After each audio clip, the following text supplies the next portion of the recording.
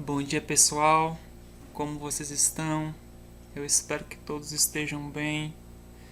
Hoje nós faremos aqui, pessoal, a correção de algumas atividades passadas e falaremos um pouco também a respeito de intertextualidade, assunto do módulo, certo?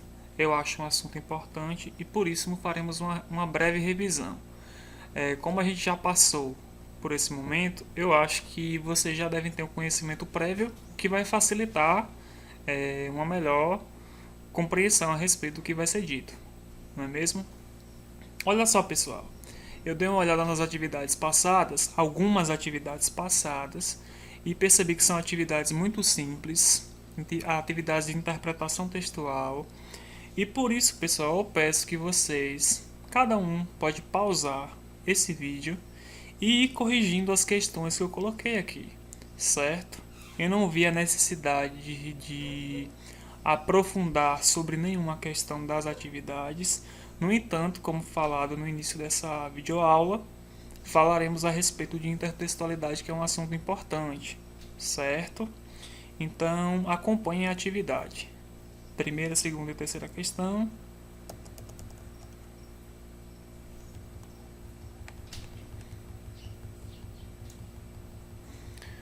Aqui nós temos a quarta, a quinta e a sexta.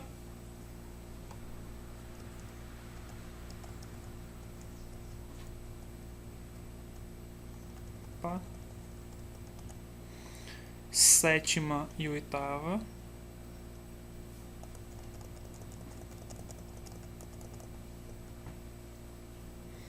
A nona, a décima. Aí nós temos a próxima atividade, páginas 55, 56 e 57.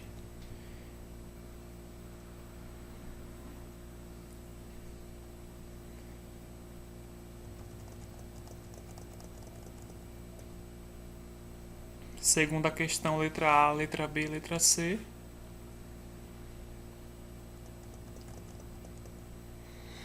E é isso, pessoal, certo? Agora falaremos um pouco a respeito desse slide. Deixa eu aumentar aqui para melhorar a qualidade. Pronto. Deixa eu retornar para o primeiro. Intertextualidade. Esse assunto é um assunto bem interessante. Com certeza vocês precisarão desse conhecimento para momentos posteriores, seja em prova de concurso público, Enem, outros vestibulares, enfim, seja no próprio processo de aprendizagem, né? Isso facilita até porque quando você cria você cria um nível de consciência a respeito de como que os textos eles estabelecem diálogos, você torna, digamos, a vida um pouco mais compreensível, certo? Eu vou explicar como que isso funciona, pessoal. Porque como a gente sabe, essa vida contemporânea, esse mundo que nós habitamos, é um mundo que está repleto de textos, seja nas ruas, seja dentro de casa, nos smartphones, nessa vida, digamos, nesse no universo tecnológico que nos cerca, né? TV, computadores, smartphones, a gente está cercado de textos, tá? Quando a gente começa a criar uma maturidade em relação aos textos, a gente percebe, pessoal, que todos os textos eles nascem a partir de diálogos com outros textos, certo? Ou seja, é como se eu aprendesse o seguinte: quando eu penso ou produzo algum texto, ou simplesmente falo, me aproprio de alguma informação e passo para uma pessoa, eu faço isso com base no meu conhecimento de mundo. E o meu conhecimento de mundo ele é adquirido com base em leituras, não só leituras de textos escritos, mas também leituras visuais. Ou seja, todo o decorrer da minha vida eu me aproprio de diferentes textos, de diferentes informações, e essas informações, com o decorrer do tempo, eu reproduzo de alguma forma, certo?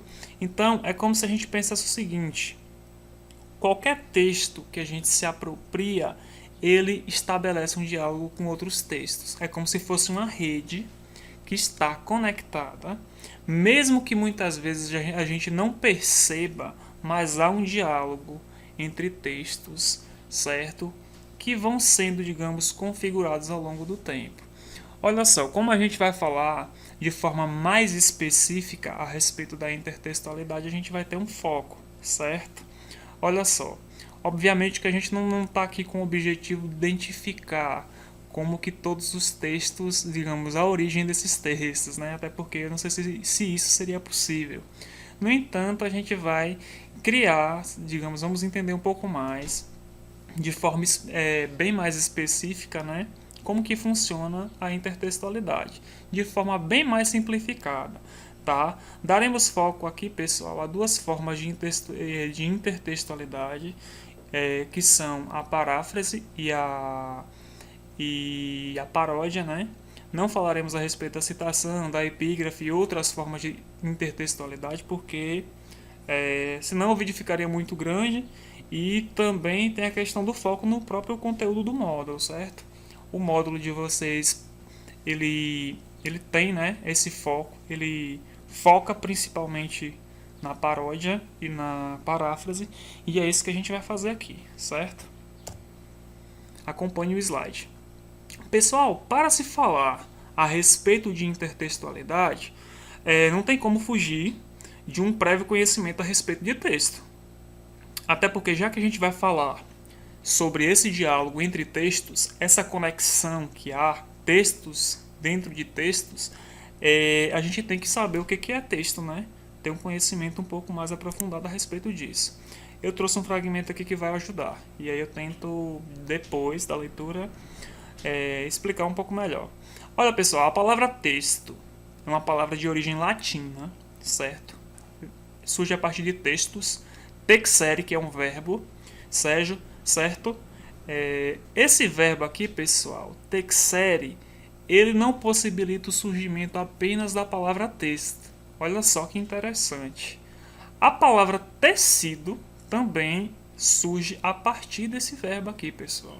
Se a gente for observar, em alguns momentos há uma certa proximidade, ou algumas palavras que a gente utiliza para dialogar, por exemplo, com a palavra tecido ou com a palavra texto, existe uma certa familiaridade.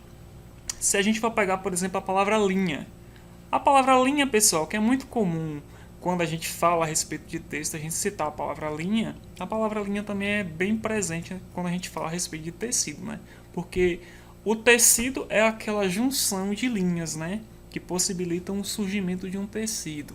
Ou seja, o texto escrito, pessoal, a gente organiza muitas vezes por linhas, né? O nosso próprio caderno, quando a gente compra um caderno, a gente percebe a organização por meio de linhas. Eu não acredito que seja só uma coincidência, né? Já que as duas palavras, elas surgem de uma mesma palavra, né? Latina. Então, vamos aqui ver esse fragmento, pessoal. Um texto é uma manifestação da linguagem, certo? Pode ser definido como tudo aquilo que é dito por um emissor e interpretado por um receptor. Dessa forma, tudo que é interpretável é um texto. Outra forma de conceituação é pensar que tudo aquilo que produz um sentido completo, que seja uma mensagem compreensível, é um texto. Pessoal, vamos exemplificar como isso funciona. Ou seja, quando se fala em texto, a gente fala a respeito de textos verbais, ou seja, textos escritos manifestados por meio da fala, como também de textos não verbais, que são, por exemplo, as imagens, os símbolos e outras formas de manifestação textual. Ou seja, o texto não verbal. A pintura é uma forma de texto não verbal, digamos, um desenho, uma expressão artística. São exemplos de textos não verbais, pessoal. A caricatura, enquanto desenho, exemplo de textos não verbais. E a gente encontra, pessoal, uma relação muito íntima, principalmente entre textos verbais e textos não verbais, em gêneros textuais como a tirinha, o cartoon, a charge, entre outras, né? Já que eles eles utilizam, quem produz utiliza de balões para apresentar a forma verbal do texto e também dos desenhos, né? E as expressões desses desenhos como manifestação não verbal desses textos. Pessoal, quando a gente, por exemplo, olha só como a gente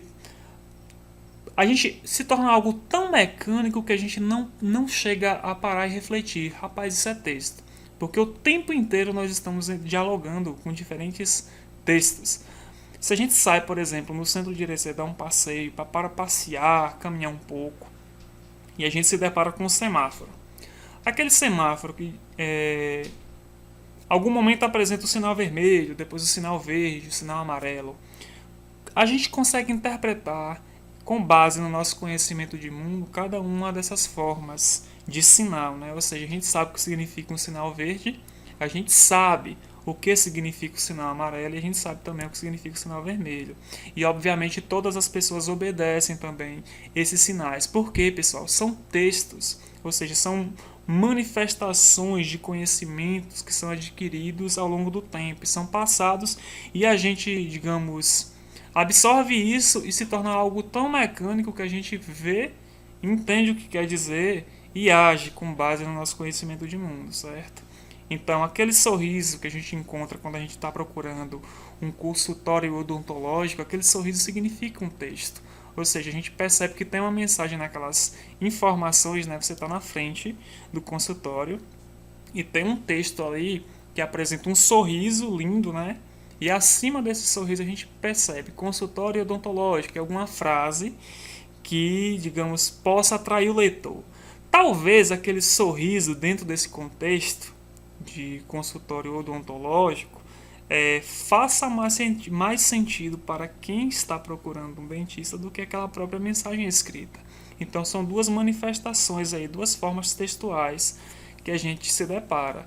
E a todo momento, aquele carro de som que fica bombardeando o tempo inteiro informações distintas, a gente consegue absorver tudo isso com muita facilidade. São manifestações textuais. Então nós temos o texto verbal e o texto não verbal. Beleza, pessoal? Texto verbal são os textos escritos e os textos pronunciados, né? A própria fala é uma manifestação verbal da linguagem, né? E os textos não verbais, que são as imagens, enfim, os símbolos e assim por diante. Certo? Vamos lá. Olha, pessoal, aqui é bem bacana porque eu trouxe uma imagem interessante. Aqui nós temos um exemplo de texto verbal e texto não verbal.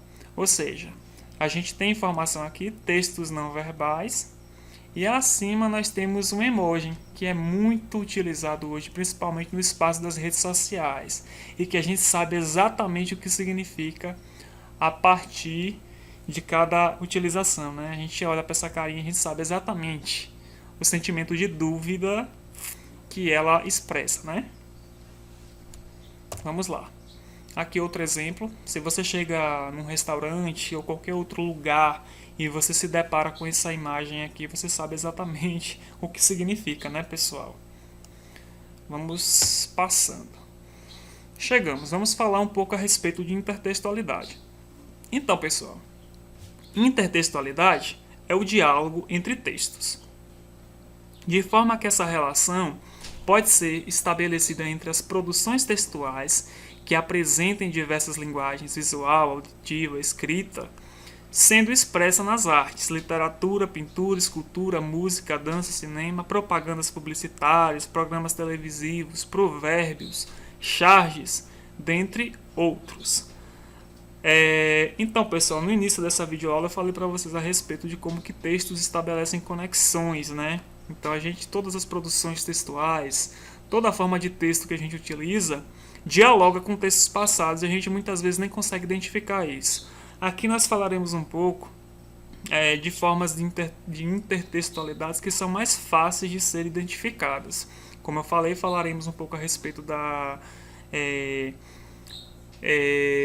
paráfrase e também da paródia, certo? Que são duas formas de intertextualidade importantíssimas. A gente se depara com elas basicamente o tempo inteiro, né? E muitas vezes a gente nem faz esse diálogo, a gente nem faz essa associação, né?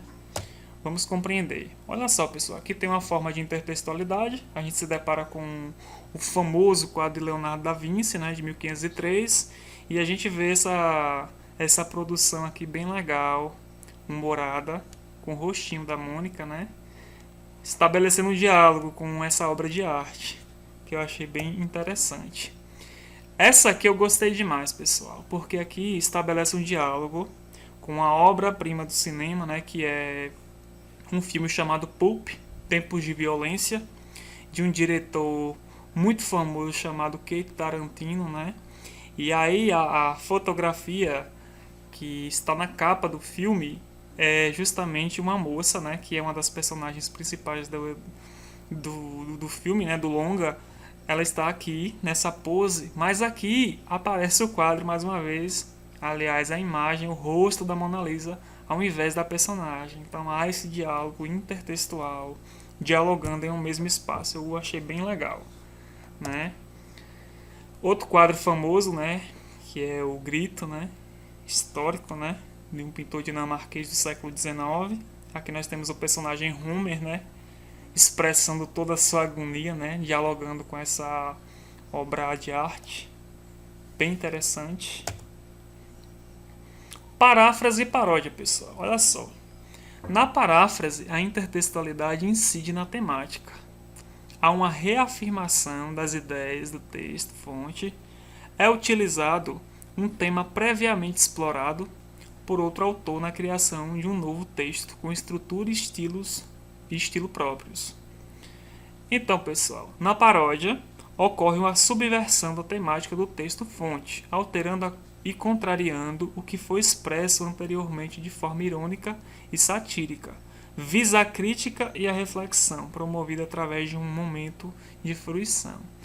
Então, pessoal, quando eu falo de formas de intertextualidade visíveis, aqui nós temos as duas que nós falaremos a respeito, certo? E vamos lá, para isso ficar mais claro. Olha só, para quem já foi meu aluno, eu sempre falo a respeito da importância da paráfrase, assim como também da paródia. Mas para a gente que produz textos, principalmente como a gente está focando em produções textuais de um caráter mais crítico, severo, mais preciso, vamos dizer, texto dissertativo e argumentativo, a capacidade de argumentar, normalmente a gente precisa se apropriar da paráfrase, porque a paráfrase é uma forma de enriquecer demais o nosso texto. A paródia também enriquece as produções textuais, mas normalmente a gente utiliza mais nesse mundo escolar, nesse universo escolar e também nos momentos posteriores a gente vai usar demais em produções textuais a paráfrase, né? Porque eu acho muito importante mesmo. Eu mesmo utilizo paráfrase o tempo inteiro nas minhas produções textuais. A paródia, vez ou outra, é possível, mas é bem menos. Eu utilizo bem menos do que a paráfrase. E a paráfrase, pessoal, é aquela forma de você se apropriar de um texto de algum determinado autor e você dizer aquilo que o autor disse, só que com suas palavras. Ou seja, você vai dizer basicamente a mesma coisa que o autor disse, só que ao invés de você, digamos, plagiar, copiar o texto como o autor produziu, você vai dizer a mesma coisa da sua forma. Ou se apropriar, digamos, de textos que falem a respeito de textos de outros autores, dizendo a mesma coisa, só que com as palavras do novo autor. E assim por diante. É você dizer a mesma coisa, só que ao invés de você pegar o texto como ele foi produzido, você vai dizer a mesma coisa com suas palavras. Isso é parafrasear, beleza? Aqui, pessoal, nós temos esses fragmentos aqui, partindo desse fragmento do poema Canção do Exílio de Filipe Gonçalves Dias, que eu acho que ajuda demais a compreender, serve para exemplificar bem. Nós temos o primeiro fragmento, Minha terra tem palmeiras, onde canta o sabiá, as aves que aqui gorjeiam, não gorjeiam como lá. Ou seja, Canção do Exílio, a gente sabe exatamente o que significa exílio, né, pessoal? Alguém que foi, digamos, foi obrigado ou então por escolha se afastou do seu lugar de origem, esse lugar que há em que essa pessoa tem um certo apreço, tem um carinho, um amor, como apresentado aqui no poema, né? Minha terra tem palmeiras onde canta o sabiá. As aves que aqui gorjeiam não gorjeiam como lá. Ou seja, mostram um sentimento do eu lírico em relação ao seu lugar de origem, não é mesmo? Aqui, pessoal, nós temos aqui um exemplo de paráfrase e eu vou explicar por quê. Aqui o fragmento é de Carlos Drummond de Andrade. Europa, França e Bahia. Meus olhos brasileiros se fecham saudosos. Minha boca procura a canção do exílio, como era a mesma canção do exílio. Eu, tão esquecido de minha terra, ai, ai terra que tem palmeiras, onde canta o sabiá. Então a gente percebe aqui, pessoal, um diálogo entre esse fragmento aqui desse poema com o fragmento de Canção do Exílio. Só que esse fragmento aqui, ele está parafraseando, sabe por quê? Porque a gente percebe, digamos, Drummond aqui não pretendeu, o eu lírico não apresenta, digamos assim, nenhuma subversão em relação ao texto original. Na verdade, ele faz uma espécie de referenciação em relação à Canção do Exílio. Meus olhos brasileiros se fecham saudosos. A gente percebe aqui que há uma saudade, só que aí ele referencia a Canção do Exílio e a gente percebe a permanência do sentido original do texto. É dito o que é dito em Canção do Exílio, no entanto, com as palavras desse eu lírico, né? Minha boca procura a Canção do Exílio, referenciando Canção do Exílio, como era a mesma Canção do Exílio. Eu, tão esquecido de minha terra, ai terra que tem palmeiras, onde canta o sabiá. Então perceba que ele está dizendo a mesma coisa que nosso querido eu lírico no poema de Gonçalves Dias apresenta, né? No entanto, ele apresenta com suas próprias palavras. É um exemplo de paráfrase, né, pessoal? Dizer o que já foi dito por outra pessoa, mantendo o sentido original com suas próprias palavras, certo? E aqui, pessoal, nós temos um exemplo de paródia. Minha terra tem palmares, onde gorjeia o mar. Os passarinhos daqui não cantam como os de lá. Nesse caso aqui, a gente percebe aqui que há uma total diferenciação entre palmeiras e palmares. A gente percebe que é uma subversão, uma inversão do sentido do texto original. Aqui tem um sentido muito mais crítico. Aqui não está, digamos, o eu lírico não está preocupado em apresentar uma saudade em relação à sua terra natal. Aqui, na verdade, existe uma crítica. Eu deixo para você fazer a sua interpretação em relação a esse fragmento. Eu faço, digamos, diferentes leituras a respeito desse fragmento. Uma delas, por exemplo, a gente sabe que Palmares aqui existe um diálogo com o nosso queridíssimo Zumbi dos Palmares, né? Uma referência, digamos, histórica aí, né? De resistência de um escravo que representou um símbolo de resistência, né? Naquele momento tão complicado de escravidão, né? E a gente percebe que aqui existe uma angústia com esse sentimento aqui, que está tudo relacionado de uma forma bem crítica, certo? Em relação a uma terra natal, ou seja, é um sentimento de angústia, um sentimento de, digamos, de algo que deve ser trazido, deve ser falado, porque é algo bem sério, né? E é uma forma de manifestação, de expressar essa angústia por meio da poesia, tá? É possível fazer, digamos, leituras bem mais críticas, não, acho que não é a palavra mais indicada, não, mas leituras bem interessantes a respeito desse fragmento, tá? Pessoal, olha só, é basicamente isso que eu tinha para falar para vocês. Qualquer dúvida, vocês podem entrar em contato. Meu WhatsApp está disponível, certo? E até a próxima videoaula.